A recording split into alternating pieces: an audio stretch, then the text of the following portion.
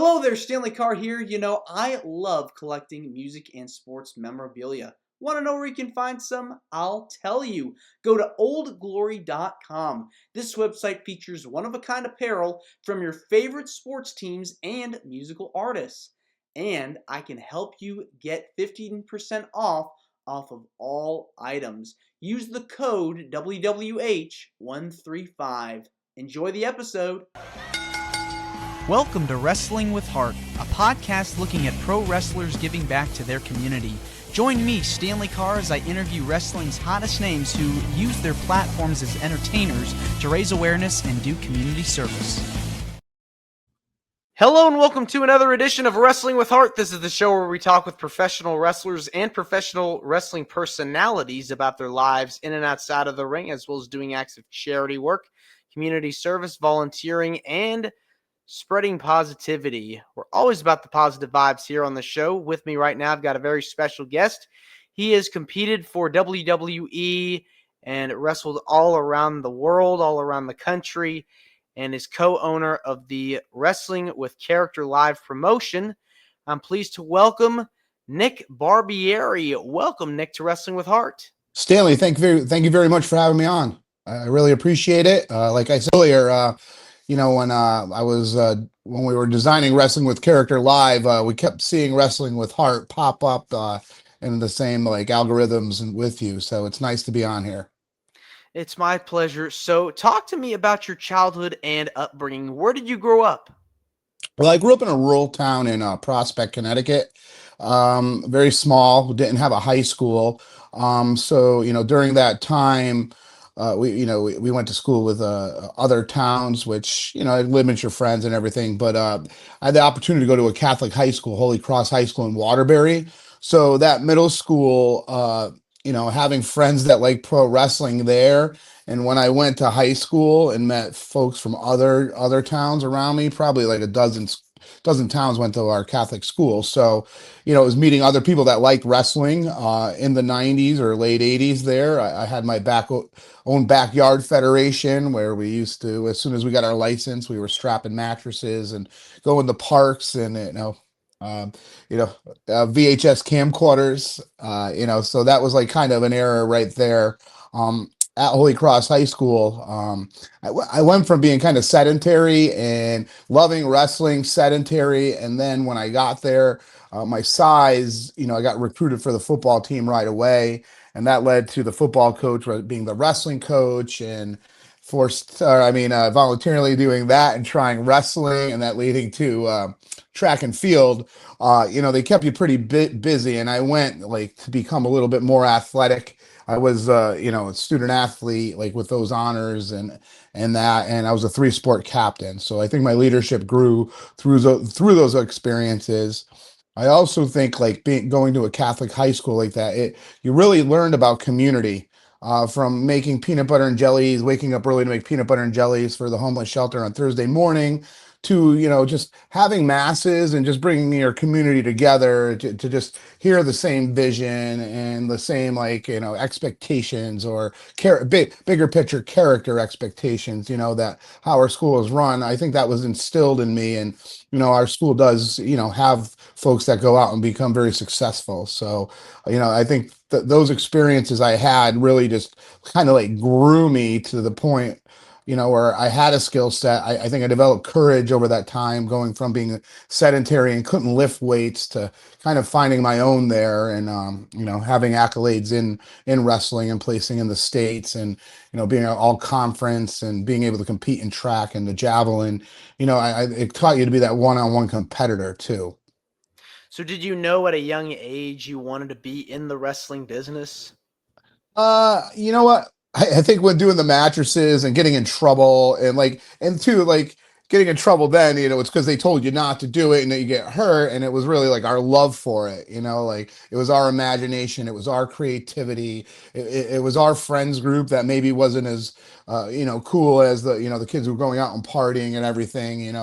We like to meet for the pay-per-views, and, I'd always been a fan. And I think that was a piece of it. We encouraged each other, and we believed we can do that. And one of the folks that I met at Holy Cross High School was just incredible. So he and I were on the backyard together. So his drive and my drive and his courage to go to the Hart Brothers Wrestling School. I was still a senior. He was 1 year older than me. So he had gone to the Hart Brothers, and when I graduated, he came back.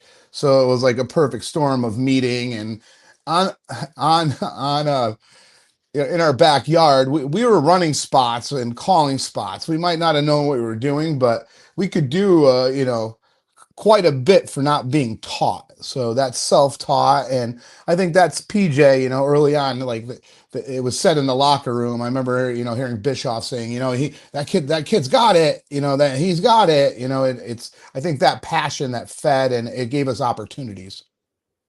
Yeah, you really have to want it if you really want to be successful, just like with anything else. You really want to be on the top of your game. If you really want to make it in anything, you have to be dedicated to the sport, to the profession. And so growing up, who were some of your favorite wrestlers that you kind of idolized and kind of really like was interested in their style and kind of appealed to you?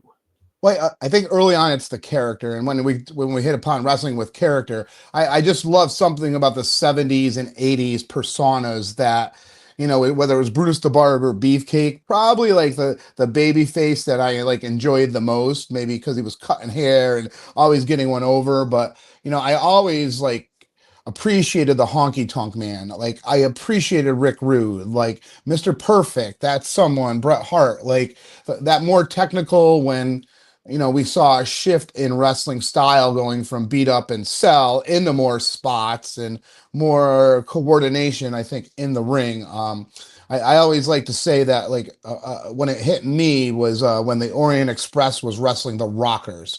Like that was wrestling was starting to change there with the Rockers and the Hart Foundation, and a better storytelling was happening, and more athleticism and more of those routine spots were being used in a different way. So I saw that as like an era of growth. And I think that being, trained in New England and having the opportunity to be trained by Paul Roma, who has a lineage of Mr. Fuji, getting that more currently, the Young Stallions in there with the Rockers, with the Orient, like that psychology, I think rubbed off fast on myself. And I would say PJ too. What were some things that Paul taught you starting out in the wrestling business that you kind of took away from your time there and just you've applied to it after your time learning how to wrestle? Well, I always say, do as I say, not as I do.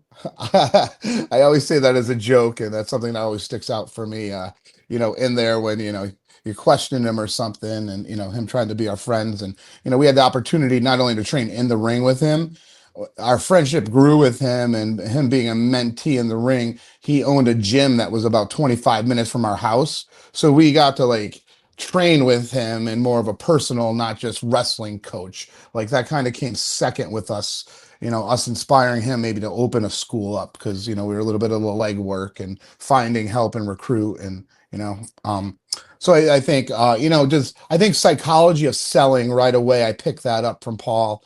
Connecting with the crowd, using the ropes, being slow. In the last like year, maybe year and a half, I started getting back in the ring at the age of 52. And like I see that as one of my strong points still. So, I try to use that as a sympathy role. And, I still like, the areas that I do wrestle, I play a hippie. So I'm in like Maine and Massachusetts, and I'm making the connection with them. And I wear Crocs when I wrestle. So it's making that connection with the young kid too, So, I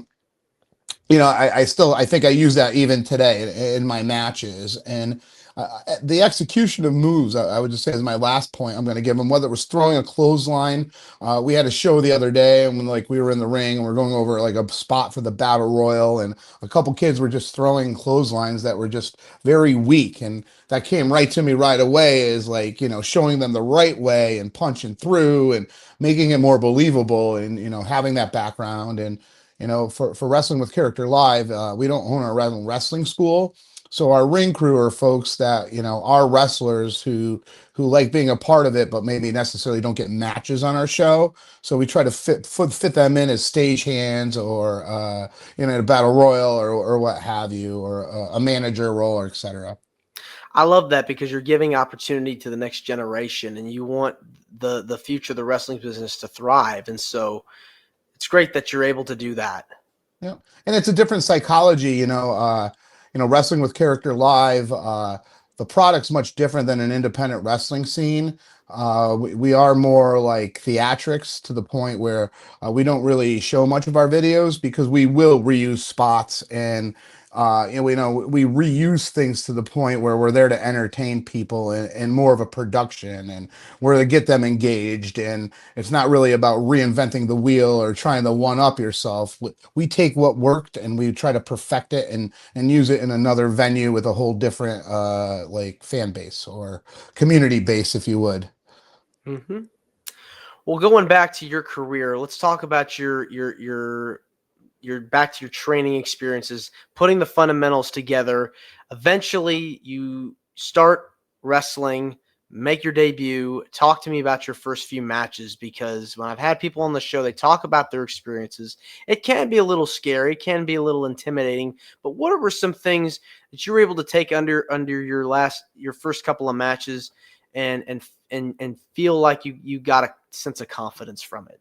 Well, you're talking 1993 for me, like in the spring, and it's my first few matches. It's like a blend in. Like there was a wrestling group called Yankee Pro over here out of Seekonk or Fall River, Massachusetts. So we had started getting ourselves, me and PJ started getting ourselves bookings in there, but like whether that happened first or whether we were all of a sudden like 3 months in of training with Paul and he gets called as being one of the four horsemen and they're like, you have any talent enhancement you want to travel with? And next thing I know, me and PJ are on a plane and we're headed down there and we got the opportunity to be put up in a resort and be a part of WCW Worldwide, where my first match in WCW was against Ricky Steamboat, which is, if you say top 3 or 5 things, I definitely would put him up there. And, having that my first match, you're like amazing.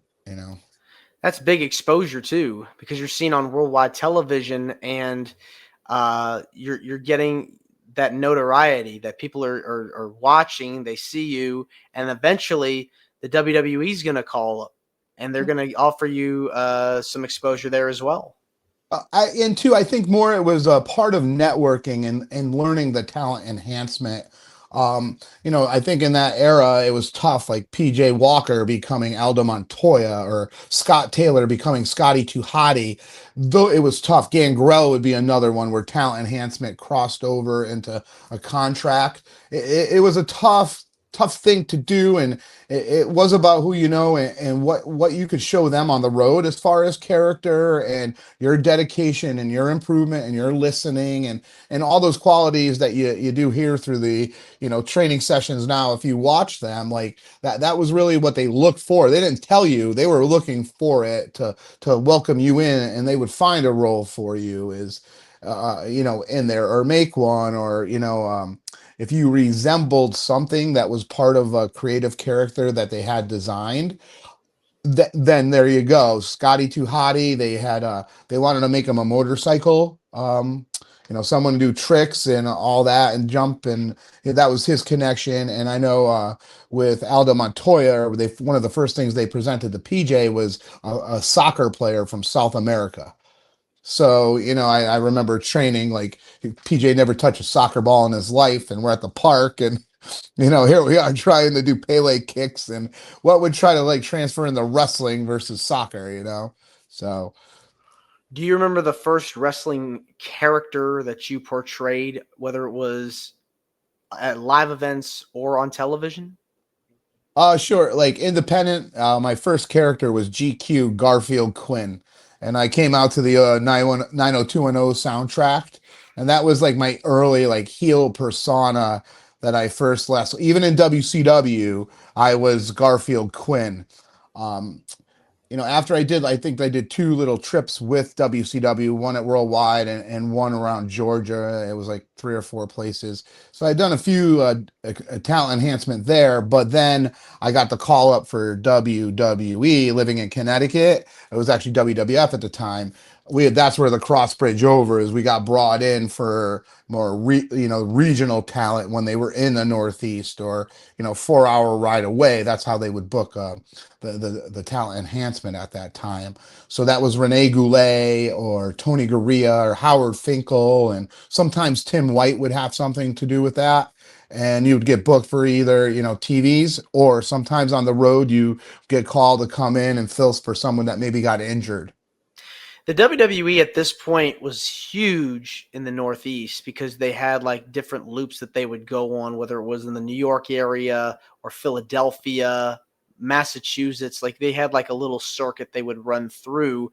And so you were a part of those. Let's talk to me about like some of your first few matches and appearances with the company at this time. Definitely White Plains. I remember wrestling the 1-2-3 Kid there, Duke the Dumpster Drosy, Yokozuna. So I definitely had several matches that I remember, coming out of White Plains.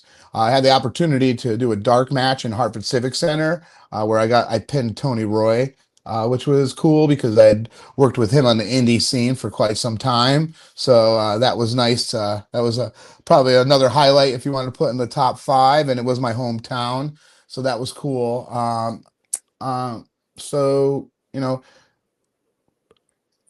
those type of experiences kind of just like, I don't know, it grew and it was a little overwhelming, I would say. And I think it just having courage for being along the ride, and it's an opportunity, and getting called by this guy. And, I replaced Bob Holly when he broke his ribs. So I got to go like on and wrestle Candido, like, 4 or 5 nights in Jersey area and Long Island.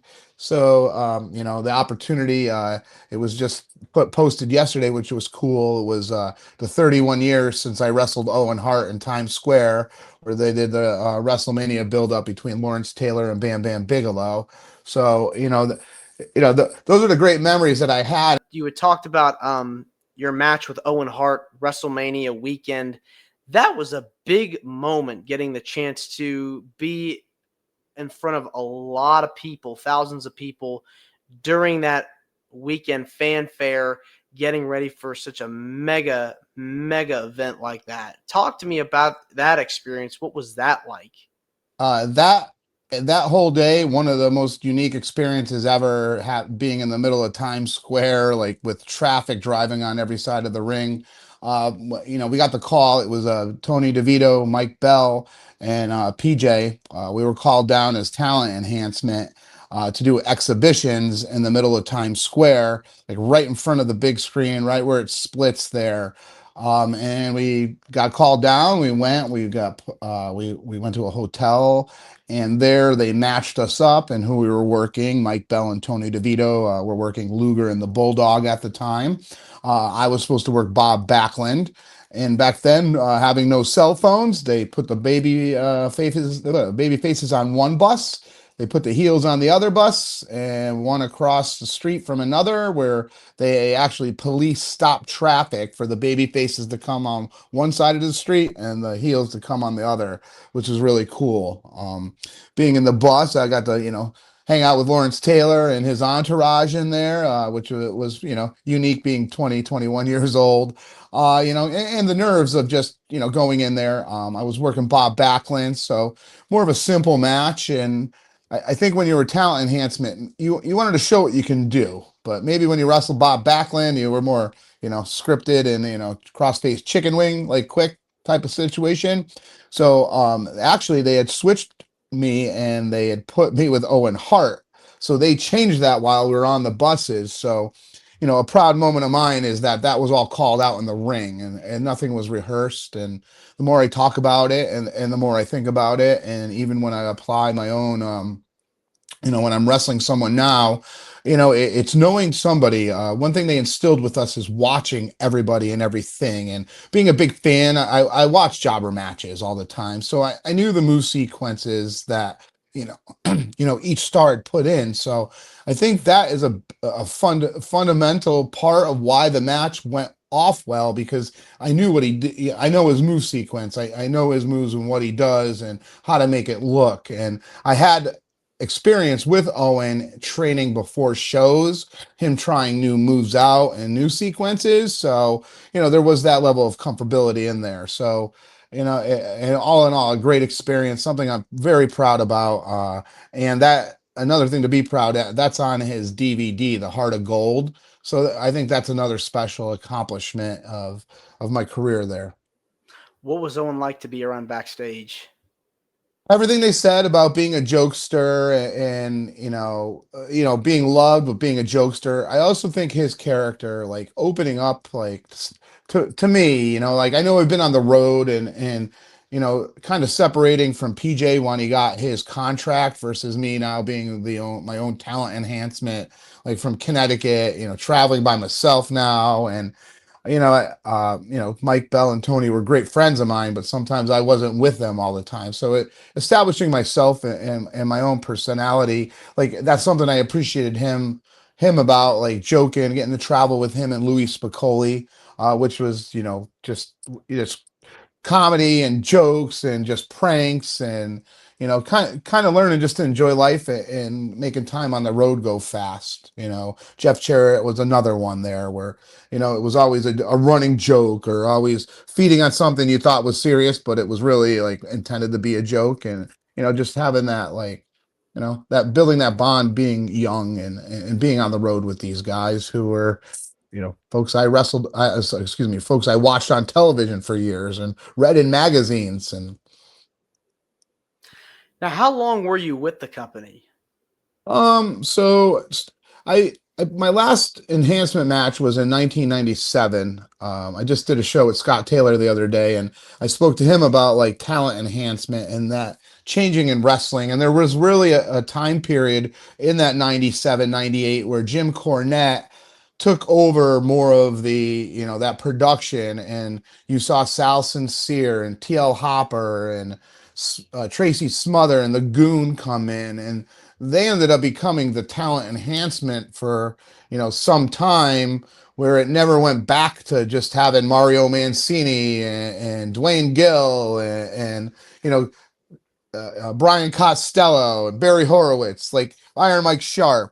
Like that era kind of went away with that transition, and it did turn more into going there to be a security guard, and maybe you'll get an Ellsworth opportunity in there. So, but those are few and far between now where they do those true enhancement matches. Talk to me about the need for enhancement talent for today, because do you feel like there's a place for that kind of stuff?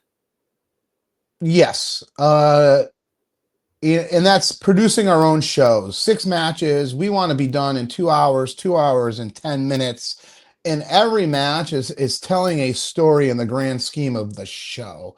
And it's knowing your role, not going out there in the first match, going double time, exhausting the crowd, throwing everything in the kitchen sink, and then there's nothing left for later. Or now they're exhausted, in the match 5, because that first group. So I think there's a need for it on the show here and there to build somebody up. I think, like I mentioned earlier, it's getting perfect at your craft. Like you want people to see your move like taken well one time before it's maybe inserted into a 15-minute spot fest and this intense complicated storyline. So the simple storyline, there's a place for it. And I've been watching like some old wrestling. I watched Bad News Brown against Brutus Beefcake, and just watching a simple spot where Beefcake gets the upper hand and he goes and takes Bad News and gives him a big headbutt in the corner, and he goes to sell to the crowd and fires up, and meanwhile behind him Bad News Brown is shaking it off because he's selling how hard his cranium is, and he elbows Beefcake and throws Beefcake's head into the turnbuckle, and Beefcake falls to the ground and selling his head. And like that simplicity, it's needed somewhere. And sometimes I'll hear like people say, oh, that was a super indie, and I don't know if you know it's out there and I get it. But I like to tame it and have more of that show within a show. And again, going back, that's wrestling with character is that's what we do when we design the format. It's something for everybody. Yeah. It is a variety show. There's got to be something that anybody can enjoy, whether they like the character work or the work rate kind of stuff. Your big man, small man kind of environment. You want to have a little bit of something that can appeal to as many people as possible. So you started up wrestling with character. At what point did you decide I want to start my own school or start my own promotion? Well, that's April is 2 years, so we're approaching our 2 year anniversary. Where me and my business partner Kurt Adonis. This isn't the first time we started a wrestling federation in like 1999. After I graduated college, I went and started a federation called Millennium Wrestling that ran for about 2 years in the Northeast, Connecticut and Massachusetts. And we had two wrestling schools that were working together, and it was character based. Currently, some of those folks from 25, 26 years ago are still a part of our team, which is like great bonds and great friendships and just picking up where you left off. Like it's so great to have those connections and being able to include these folks in our shows, whether they're reffing or they're backstage or some of them are still wrestling for us. So it's kind of cool to get back in there and have these moments with them again. And, it's just solid friendships. And when you talk about positive vibes, when you come to our show, that's what it is. Whether it's in the back room, whether the veterans are there and we're giving them the red carpet treatment and treating them well, to that carrying over into our fans, it's positive vibes when you start walking in. Our pre-show is interactive.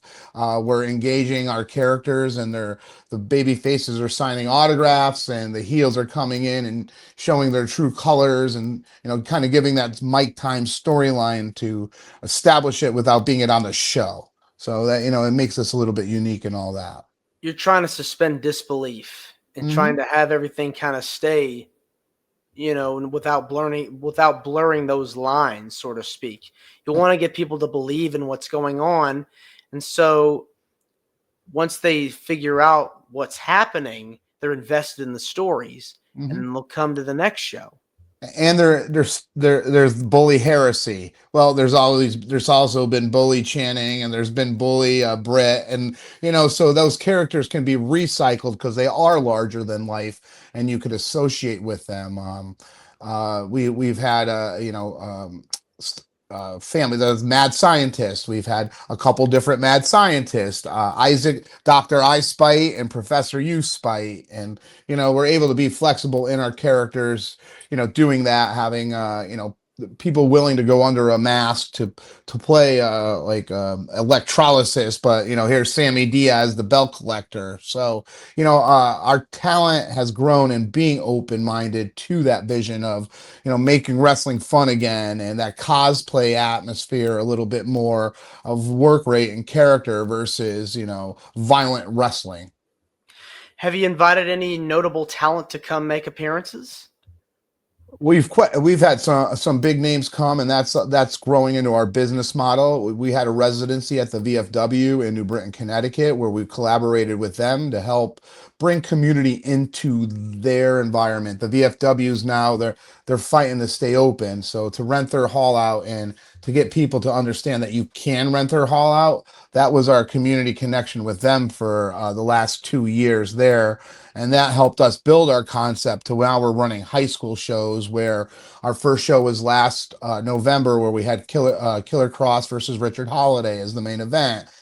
We brought in Jake the Snake, the Mountie. So we had some of the Hall of Fame along with current relative wrestlers, in there that, we sold over 800 tickets in there, and we were able to raise a few $1,000 just in ticket gate for the not the booster, the athletic program at Wilcox Tech. So that model's starting up. We just ran a show March 20th there for the Terryville PTA, the Parent Teacher Organization, where we helped raise a few $1,000s, and they did really well at their concession there. That brought them together to raise funds for their cause. And having the show, we had Ted DiBiase, Brutus Beefcake, Devon Dudley, and there's a little convention before our show where you get to do meet and greets, and then there's that pre-show where we're integrating the wrestlers meeting and meeting our undercard wrestlers that are telling the storylines and making the bigger connections for the fans. Having trivia, having musical chairs, like making it a fun time, almost like some of the, banana ball of wrestling, I want to say. Yeah, you're making it more interactive, something that people are looking forward to and are excited about. And so that's fascinating. It's Yeah. really fascinating. Now, you talked about some of the stuff that you've been involved with, but I want to ask, are there any particular causes that you, Nick, are very passionate about? Unified sports has been something that has really, as I've gotten older, as being a teacher, I was a former athletic director, and I was a track coach, wrestling, rugby coach, so many of my years, I just was educating, being that student athlete for well over like 12 years, getting multiple degrees to achieve that goal, to get in there.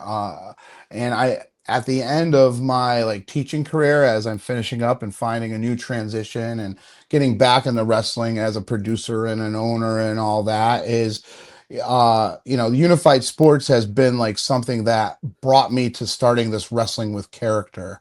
And the more I learned about, like, I saw unified sports from that area of social emotional learning that they were talking about, and promoting sportsmanship and inclusion at a different level. I remember 15 years ago, like awarding these athletes, giving them the same honors and as some of the other sports teams, and including them in the banquets, and really fighting for years for inclusion, and having the wrestling be able to support groups. We get businesses to donate money for tickets so that we give people that don't have financial or travel opportunities, we're able to allow them to come to our shows to experience the imagination and let them see our product for free.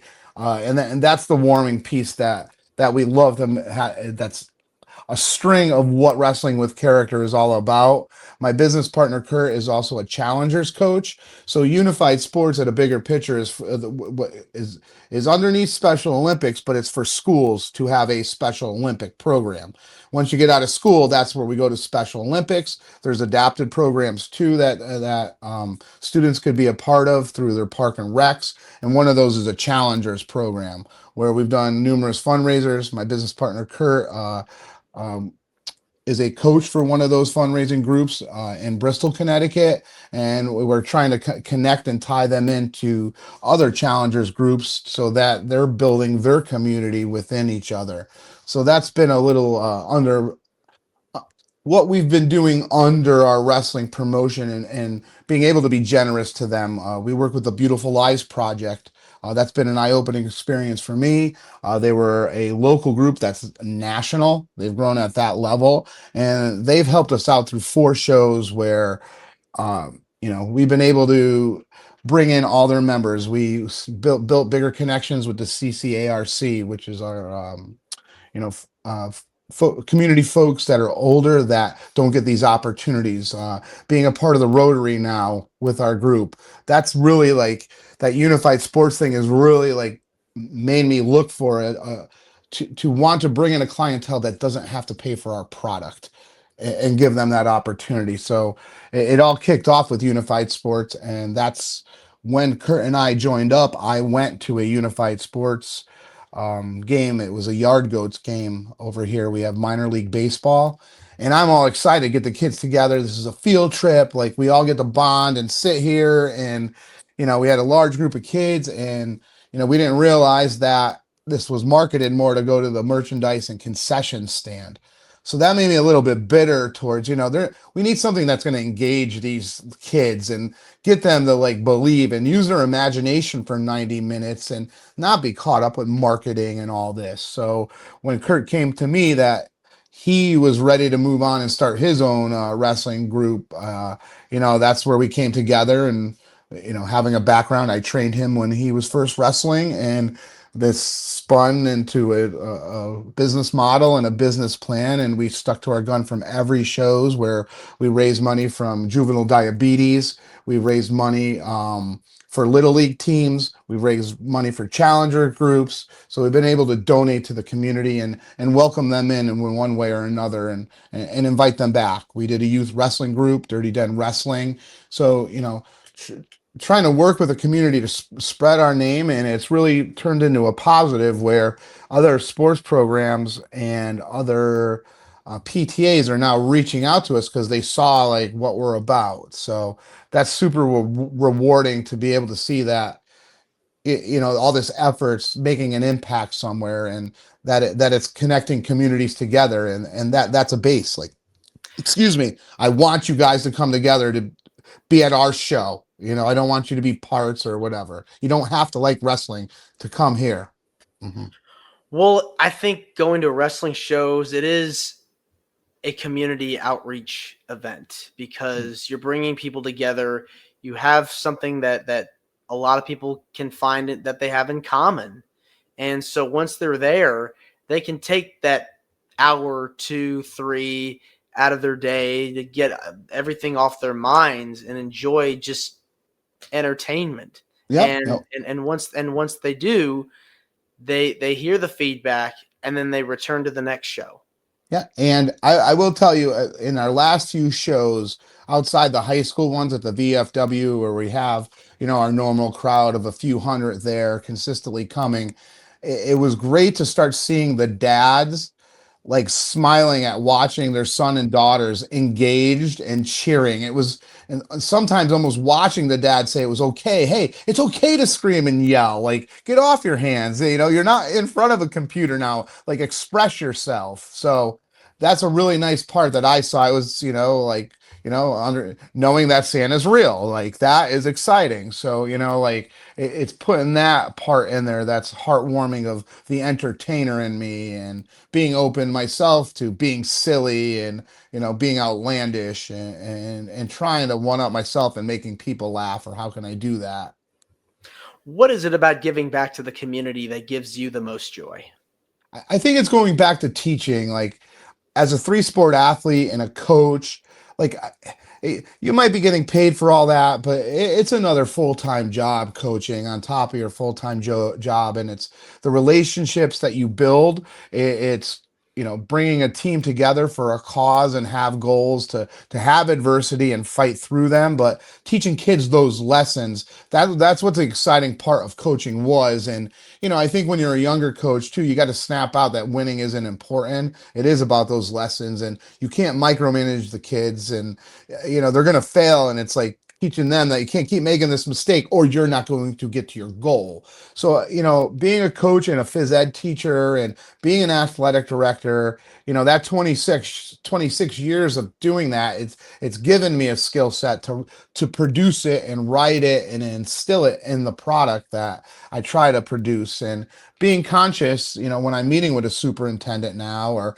I'm meeting with a parent teacher organization or an athletic director, I can really relate to where they're coming from. And like, we're not in this to take advantage of your community. We're not here to sell you a show. We're here to collaborate with you, take a lead, and checks and balances that we're both doing the right things to fill this place, us outside the community and the regions around it, and you in your community and your neighbors and your friend network. And if we could do that together, our collaboration is going to make this a big successful event. So I think that's what separates us a little bit in our business model and our connection to the community. It's a part of our vision and a part of our philosophy. You've talked about teaching young kids sports for several years. Mm-hmm. Have any of these kids thought about possibly entering in the wrestling business and potentially working with you? There have been a few along the way, and I think, in Connecticut and coming around, like it wasn't like you weren't always popular to be a fan of wrestling. Sometimes it was looked down upon. So, when I became a athletic director, there was, very little video from the time I was out there, but there was some. So some of that would pop up, and unfortunately, some of the kids used it in a more condescending manner versus, me being able to embrace it to the point where I can now to be like, "Ha, I wrestled Owen Hart and Ricky Steamboat, and go, you can't really, take me down, So there was a little bit of like having that, like, the blob from Billy Madison, like having that like feeling versus being able to embrace it like I am now. So that's a little bit of my own growth with that, and appreciating it for that, for what it's worth. Where do you see Wrestling with Character Live going? What are your ultimate goals for the future of the brand? Well, and two is, as we take time to step back and we get to enter the summer, one, I definitely see us as a seasonal type of company. Being able to produce a show like we do, I could see us running a beach town where we could come in for a few days and run the same show like a carnival. So, in the summer months, we have that flexibility to offer family entertainment, not really under our community model, but going out there to provide entertainment during the summer when folks are looking for something to do in beach towns. So that's been a little bit of our law. That's been on the back burner, but I see that coming up. But it's in the fall and the spring, we've identified the weekends and the days that are the best to run shows. And in Connecticut, you can get from one side to the other within 90 minutes, 2 hours. So, trying to be strategic, not to like, oversaturate the area and do too many shows, and be helpful, and, maybe being able to expand out to a Massachusetts and, a Rhode Island type of scenario, because there are commissions in New York and New Hampshire. So, knowing those things, you just got to be business minded. But, our two high school shows, or two shows that we've produced with that concept of doing a convention and a wrestling show together, we have four more on the back burner, and the last two want to, continue next year. So now it's a different strategy. I think we now have control versus, the boosters were controlling us on dates. So now we say, hey, we have these dates open, and here's how we're going to fit it. So, we're growing in that, and it's nice because, man, there's definitely times you want to quit. Like when you look at some of the financial things and the mistakes you make in that area, or some of the bridges that you burn, or maybe, someone isn't happy that you don't use them or book them anymore, or don't book them on every show. So, it's not a fun business in regards to some of the things that do happen as a result of being a businessman, and having to do what's best for your business. And there's a budget, and like, for my hard work of the time we put in, we want to let the company make some money to be able to survive and continue and operate, and from insurance to taxes to the accountant, like there's these other like budget items that some of the wrestlers, I don't think, realize that you're like, extending yourself upon to be successful. So it's the drive not to quit, and to believe in the product and see like the goal. It's like right there, like it's gonna happen, and we learn from our mistakes, and hopefully we get better, and we get an opportunity, or something happens like that. So that's the strife that you keep going. Yeah, it's a lot of work, but if you love what you do, they say you'll never have to work a day in your life. So hopefully with Wrestling with Character Live, things will continue to get better and prosper, and you'll see the fruits of your labor continue to grow. Well, that's what it's about, and being persistent and reminding yourself, all that's, you're hearing the grit and persistence, and you're like, this is just part of the journey of getting to that point. And in 2 years, be proud of what you did. You're ahead of the curve. Like, be sensible about that, and just you have time, regroup, look for some mentorship, and make sure you're doing it right. And like, it's got to go back. How can you make money? And then start working backwards off of that. Exactly. Mhm. Well, Nick, I want to say thank you for coming on to Wrestling with Heart. It means a lot to me and to my listeners and viewers that are watching this on YouTube. Where can people find out more about you and about Wrestling with Character Live on social media? Well, Nick Barbieri under there, posted under there. My name on Facebook that they could contact me. Instagram, it's at WWC_Nick. That's where you'll see a lot of the Wrestling with Character Live, which you can go there, Wrestling with Character Live, all one word, whether it's Insta, Facebook, or there's another platform there, YouTube, Facebook, and then yeah. I don't think we're on X yet. I know we're started a TikTok, but we're growing. We're a little bit older. One of us, upper 40s and 52. We want to master what we know, and now we're growing out, which is part of that realization of expanding ourselves. Oh, the website. Let's go back to the first form, wrestlingwithcharacterlive.com. That would have all our fundraising information, how you can contact us, and our characters and things we've done and publicity, etc. All right. Well, thanks again, Nick, and you're more than welcome to come back. Awesome. I appreciate it. So thank you for having me. All right. Take care. All right. Bye. This is Wrestling with Heart. I hope you found this podcast to be informative and entertaining. If you did, please hit the subscribe button and look out for the next edition.